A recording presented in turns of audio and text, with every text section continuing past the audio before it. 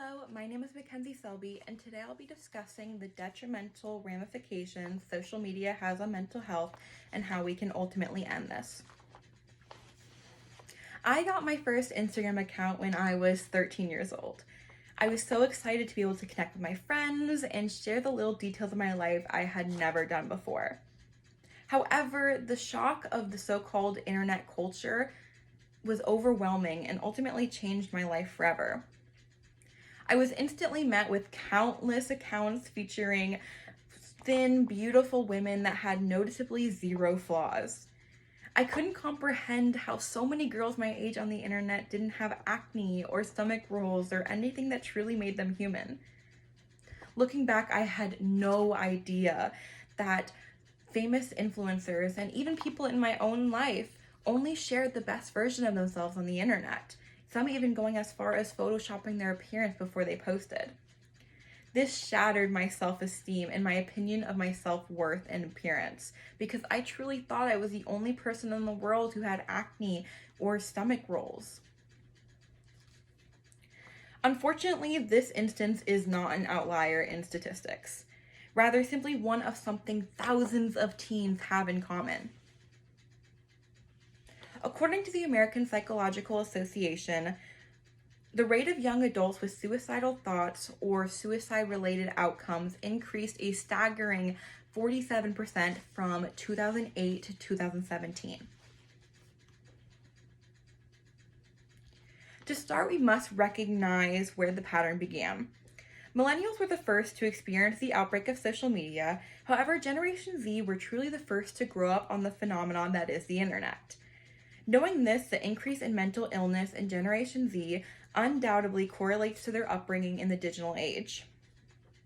Since Generation Z was born into the internet, it makes sense that this age group, including myself, spend an alarming amount of time on social media.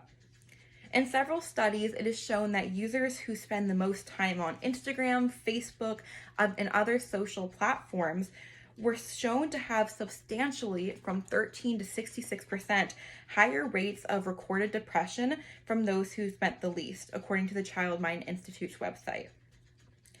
This statistic is completely understandable when you take into account how skewed the social media landscape is.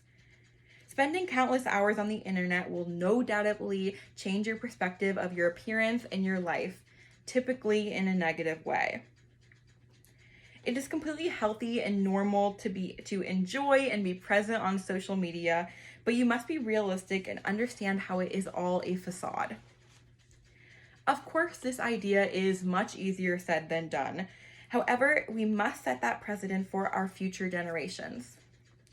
Dr. Alexandria Hamlet, a clinical psychologist at the Child Mind Institute, said in an article for childmind.org that many girls are bombarded with their friends posting the most perfect pictures of themselves, or they're following celebrities and influencers who do a lot of photoshopping or have hair and makeup teams. And if that's their model for what's normal, it can be very hard on their self-esteem. Now I must discuss the solutions. Although internet moguls such as Mark Zuckerberg have pitched the idea of social media specifically designed for children, this is by far not the best solution. This only opens the gate farther for self-esteem issues to creep into the lives of young children, not to mention the obvious safety hazard an app like this can cause. Instead of far-fetched ideas like this, parents who have not grown up with the internet need to learn how to appropriately manage their children when it comes to social media.